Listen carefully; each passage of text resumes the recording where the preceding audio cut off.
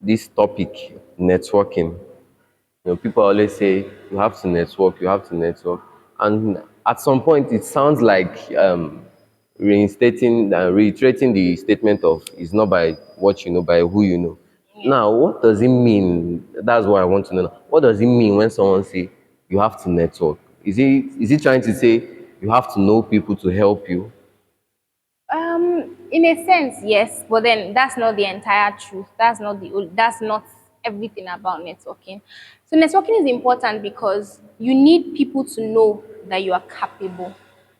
Not just you need people to know you. They need to know you for something, and they need to know you for that you are capable, that you're able, that you're competent, that you're excellent.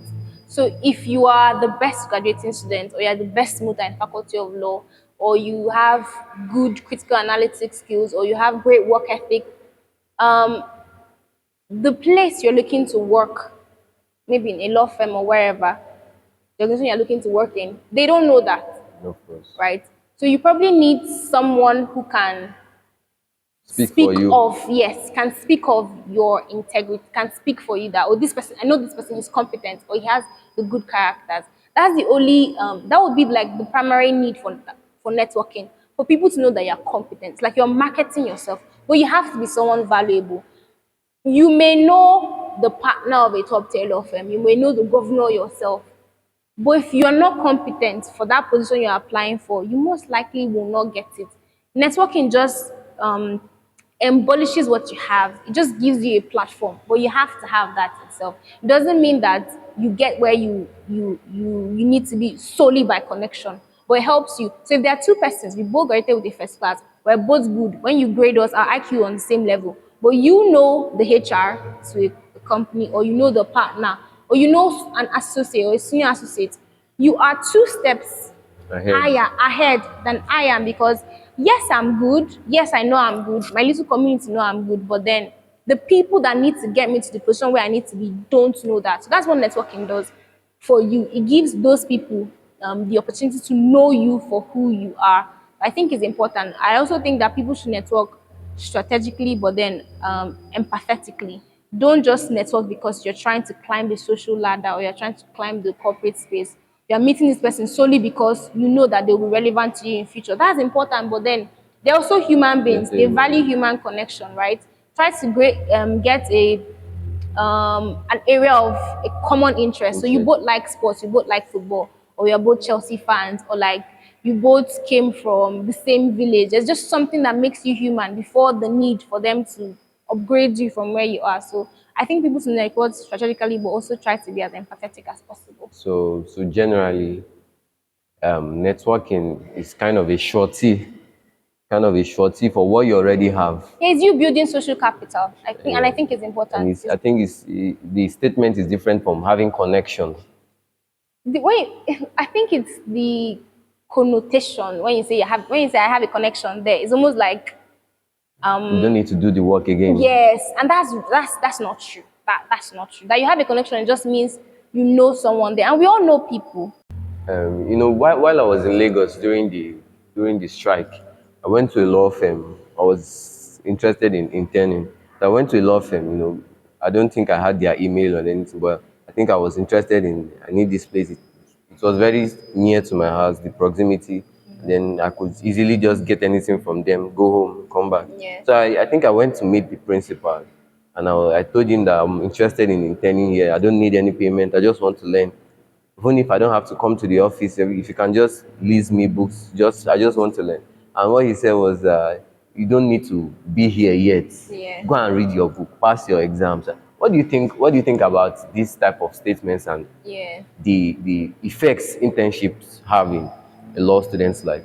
I had a similar experience. I met a family friend. I told him this that, oh, I'd like to intern with you. And he told me, you don't need, I think I was in 200 level then, that you don't need it. Just go and read your books. I said, okay, sir, thank you so much. I took my CV, dusted it, and sent it to another Another place. place. And I got my internship there. The thing is, the people telling us that were, or let's say they're like 10 years post call, even 50 years post call, their goals or their pattern of success were different in their days. Yeah, yeah, It's yeah, not what's yeah. attainable now. Then it was very hard to even be a lawyer to be a lawyer Yes, I was difficult. understand. Now it's relatively easier. So like you need to do extra Extra. than what every other person is doing. Then if you just pass, you have like a good grade, you could be called on to be a lawyer for any company or things like that, or you start your own It was practice. almost sure. Yes, it's almost sure for you. But now you have to do. We're looking at global relevance. We're looking at global practice, so you have to do more. So internships do, I think, about 3 to 5 things. If I can remember all of them, I'll let you know. But the first one is that it gives you an experience, and it's important for you, especially as a law student, because the study of law is very monotone.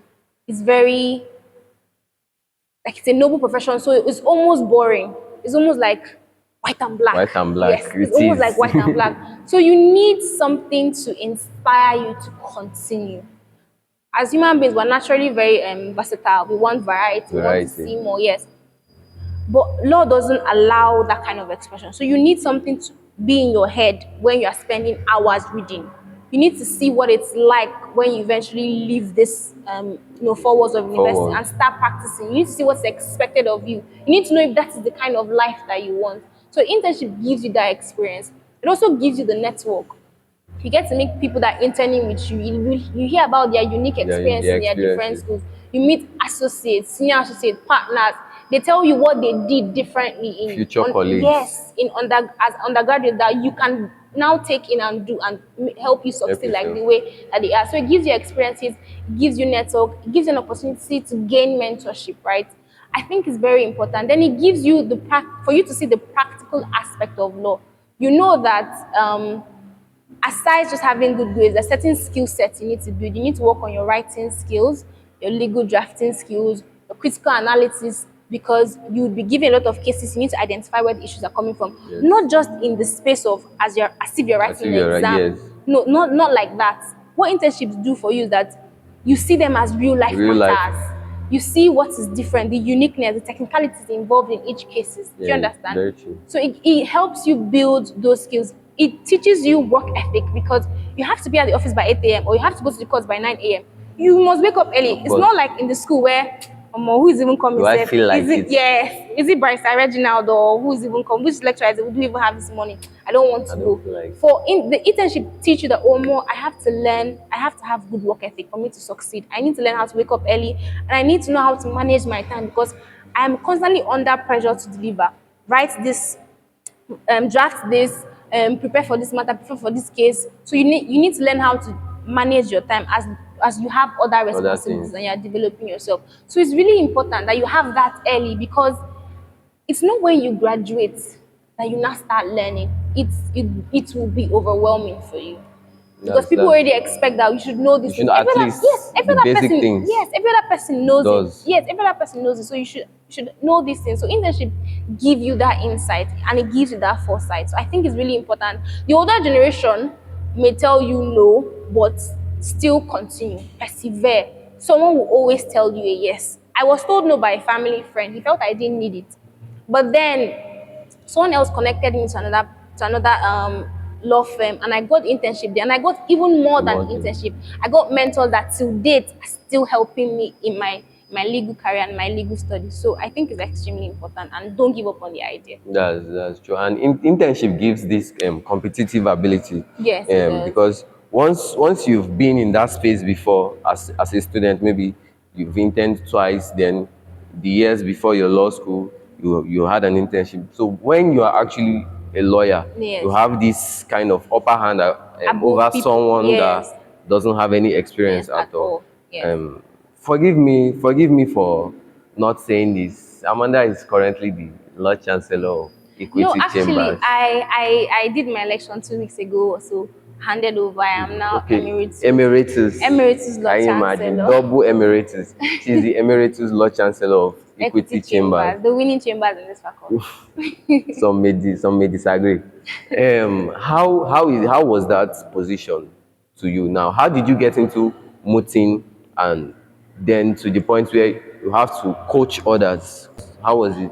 I honestly did not expect to be Lord Chancellor because I spent a considerable amount of my time in 300 level and even in 200 level being in Law Science Executive, being in the whole political Yeah, yeah. space.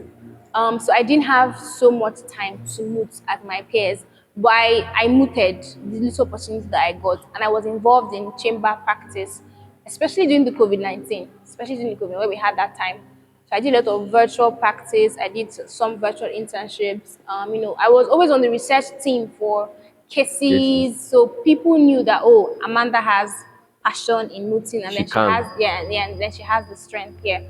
So when the Lord Chancellor at the time was being called to the bench, he said, "Oh, Amanda, you can take this up." So we did like a very quick election in the chambers, and I became the Lord Chancellor.